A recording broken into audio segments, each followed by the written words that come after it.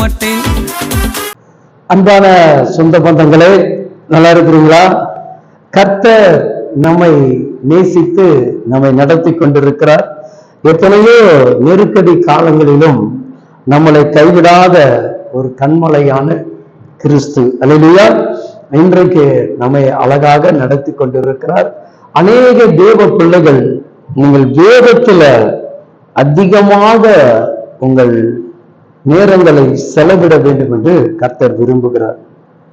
இன்றைக்கு அநேக பிள்ளைகளிடத்தில் பைபிள் வாசிப்பது குறைந்து போயிருக்கிறது.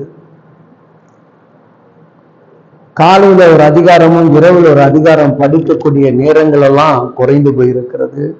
உடலுடைய உழைப்புகள், உடல் சோர்வுகள், நிறைய தூரத்துல டிராவல் போய் வேலைக்கு போயிட்டு திரும்பி வரக்கூடிய காரியங்கள், இதெல்லாம் உங்களுடைய சரீரங்களை நிச்சயமாக அது பலவீனப்படுத்தும். அதுல எந்த ஒரு மாற்றம் கிடையாது. ஆனாலும் அந்த பலவீனத்தை நாம் எப்படி எதிர்கொள்ள முடியும் என்று சொன்னால், நாம் கர்த்தருடைய வசனத்தை படித்து செவித்து படுக்கும் பொழுதுதான் அந்த பலவீனத்தை நம்மளால் எதிர்கொள்ள முடியும். அதனால்தான் வேதம் சொல்லுகிறது, சங்கீதம் 119 அதிகாரத்துல 17வது வேத வசனம் இப்படியாக சொல்லுகிறது. 17, உமது அடியானுக்கு அனுகூலமாகவும் அப்பொழுது நான் பிழைத்து உமது வசனங்களை கை கொள்வேன். இந்த வசனங்களை தேவன் நமக்கு அனுகூலமாக இருக்க வேண்டும். கர்த்தர் இன்றைக்கு நமக்கு அனுகூலமாக இருப்பார் என்று சொன்னால், அவருடைய வசனத்தை படிக்க நமக்கு கிருபை வேணும், இல்லையா? இன்னைக்கு காலையிலேயே நம்ம புறப்பட்டு போயிட்டு திரும்பி வருகிறோம்.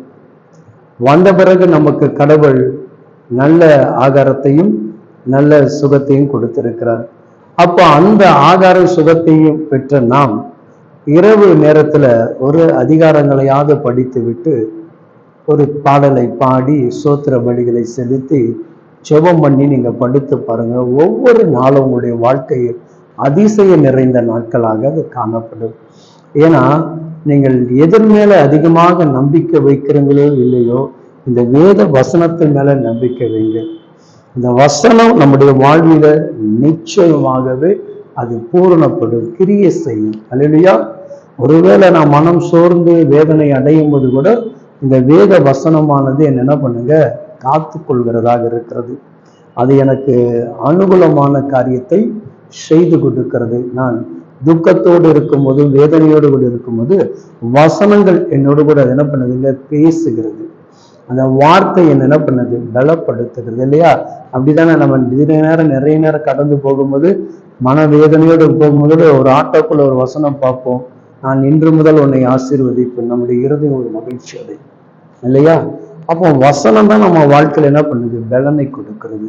அதனால முடிந்த அளவுக்கு வேத வசனத்தை நீங்க என்ன பண்ணுங்க, அதிகமாக நேசிங்க, அது மேல ரொம்ப பிரியப்படுங்க, அதை லைக் பண்ணி என்ன பண்ணுங்க, ஜாலியா சந்தோஷமா படிங்க. நீங்க படிச்சு பாருங்களேன், உங்க வாழ்க்கை சூழ்நிலைகள் எல்லாம் கர்த்தர் மாற்றி ஒரு பெரிய ஆசீர்வாதத்தோடு நம்முடைய குடும்பத்தை வைத்திருப்பார். நீங்க மட்டும் பைபிள் படிச்சா போதும், உங்க கணவன், மனைவி, பிள்ளைகள் எல்லாவற்றையும் படிக்க வைங்க. கடைசி காலத்தில் வார்த்தையில் உங்களுடைய பிள்ளைகளை நிலைநிற்க வைங்க. அப்பொழுதுதான் இந்த உலகத்தை உங்களுடைய பிள்ளைகளாலும் உங்களாலும் என்னாலும் ஜெயிக்க முடியும். கடவுள் கூட இருந்து பெரிய காரியங்களை செய்வாராக. அதனால நிறைய பேர் கடவுளுடைய வார்த்தைகளை நீங்க என்ன பண்ணுங்க, குடும்பத்தோடு உட்கார்ந்து வசனங்களை படிங்க. குடும்பத்தோடு இருந்து என்ன பண்ணுங்க, வேதத்திற்கு முக்கியத்துவம் கொடுங்க. ஒவ்வொருவரும் என்ன பண்ணுங்க, ஒரு 5 வசனங்கள் என்ன பண்ணுங்க, படிக்க வைங்க. படிக்க வச்சுட்டு அதுல இருக்கக்கூடிய காரியங்களை ஆராய்ந்து பாருங்க. அப்படி நீங்க பார்க்கும்போது அதுல என்ன கிடைக்குன்னா, நிச்சயமா உங்களுக்கு உண்டான ஆசீர்வாதம் இருக்குது. அல்லேலூயா. வேற எங்கேயும் இல்லைங்க, இதுல நிறைய புதையல் இருக்குதுங்க. இந்த பைபிள்ல ஏகப்பட்ட புதையல் இருக்குது. எதிர்பாராத நன்மைகள் எல்லாம் இந்த பைபிள்ல தான் இருக்குது.